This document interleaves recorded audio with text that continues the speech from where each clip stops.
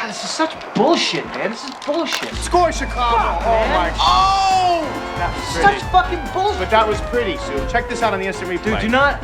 You said it was fucking bullshit. Check it wait out. Look to at watch it. the instant Look replay. at Yes, it. this is great If shot. you weren't playing Great the shot. look at it. Look Look at it. Come on, man. Come on. Why do you I don't think wanna they put see the the instant instant replay in replay. the fucking game? Oh, So you God, can see you're if it's unbelievable. bullshit. Hello folks and welcome to Bullshit Goals, and we got some exciting news with the new season coming up and also the release of NHL 12. I gotta say, just right off the bat, very impressed with the online play, the speed of the game. They've really done some improvements for that thing. Yeah, I'd have to wholeheartedly agree with that one. I just remember times on playing 11 online, it's just like, I don't know, 10% the speed of what the actual gameplay is when you're playing alone. And at this point online, I feel like the difference is like, I don't even notice a difference really at this point. I noticed a bit of a difference, but not much. To hit with your first point there, with the NHL season, especially for your beloved Pens starting next Thursday, for a guy, and I think you would probably admit this, if we have a bullshit goals meter that goes from 1 to 10, the Matt I'm depressed meter in 1 to 10, I think you're typically with Pittsburgh Sports around a 2 or a 3, and that's very depressed.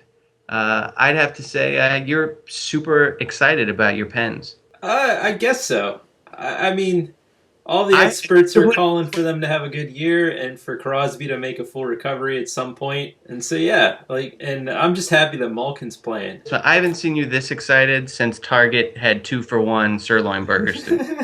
I thought you promised never to bring that up on the air. Sorry. Sorry to give a free plug, but you love some sirloin burger soup. For the whole season, game 1 through the playoff run, what was your biggest gripe about the Pens last year? Power play. And do you think they've improved on that from what you've seen so far?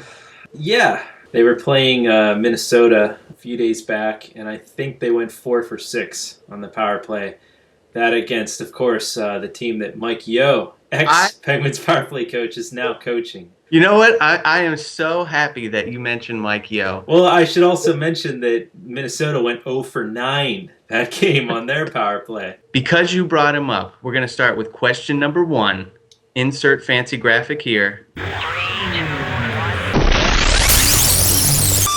Who will finish the season with a better power play percentage?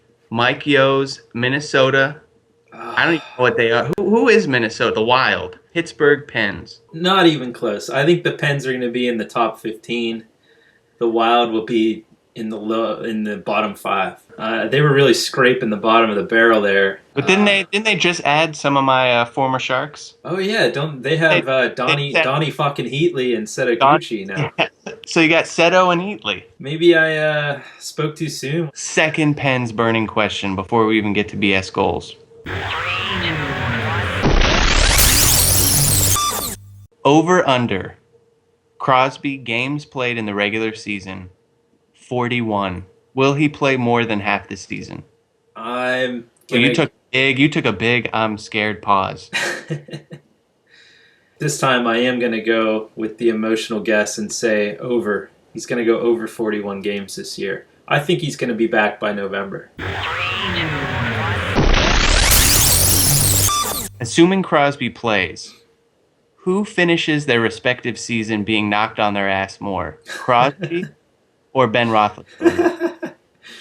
Who will spend more time on the turf or ice? Hands down, Roethlisberger. Is that just because his head weighs so much? Yeah, he's top heavy. He's like one of those... bobbleheads? Yeah, he's like one of them bobblehead guys. He can't keep up. He can't keep balanced. And he doesn't have much protection either. That's an easy one. You lobbed that one in for me. All right. We're gonna have to cut so much out of these burning questions. Let's get to the videotape, shall we? All right, let's do that. So here we have a Russia-Canada match. We had a series going on. I was Russia, Jason was Canada, and I remember this goal because it was a lot like our single bullet theory goal that Henrik Sedin scored. Remember that one? That was one of my favorites. Yeah, this one was kind of similar, involving Team Canada and Jumbo Joe. So here we have Brent Seabrook with the puck at the blue line. Winds up for a huge slap shot. Gets everything he wanted to and more on it, but it's blocked off the skate of the Russian forward here. And it perfectly bounces over at top speed to Patrick Marleau, who's like almost as a sixth sense is expecting this fucking puck to come there. Like it was a set play or something. So he winds up and he smacks this fucker as hard as he can. Straight to Jumbo Joe's stick, who deflects it down and passes Brizgalov, or Nabokov, my bad. It's a set play. Listen, everybody knows that Joe Thornton and Patrick Marleau play on the same line together for San Jose. They do this probably 600-700 times a season. It doesn't always work. Really? Not really, but I was just trying to make you feel better. I'm not as convinced as I was when I saw the set-in goal that this was complete witchcraft bullshit, but I still think that this is the speed of this play and the reaction time of Marleau in particular would make me give this a 6 out of 10 on the bullshitometer. Yeah, I'd have to agree, and I also have to apologize slightly to everybody out there because we're really scraping the bottom of the barrel just to find any kind of BS at this point. I mean, we haven't had an episode for about 3 months, so I'm sorry, and I also give it a 6. Alright, well, anyways, we wanted to bring you this low-level BS because this is probably the last BS goal that we're going to get out of NHL 11 ever. We've moved on. I just wanted to point out here, that's Danny fucking Heatley right there, right? I think so. Number 15? Yeah. So the puck's already behind the net, and he's just so amped up that he's going to take a swipe at it right there. Somebody in the crowd was referencing the car crash, and he got very upset. Oh, woo, hey. Oh, you're going to tell me that I went too far? No, I didn't say that. All the things you've said about Donnie. Okay, change the subject here. I just wanted to say that it's been a great run here playing NHL 11. We had, well, this would be our 8th, I believe, bullshit call that we have broadcast publicly. And just wanted to thank you for scoring like 7 out of the 8 bullshit goals on me, Jason. No, you're welcome. It's been a pleasure being on the shit end of all the bullshit. But now on to bigger and better things. 2012. Yes, NHL 12, which was just released about, 3 weeks ago? Yep. Alright, thanks for watching this episode of BS Goals. I know it was a quick one here. We apologize.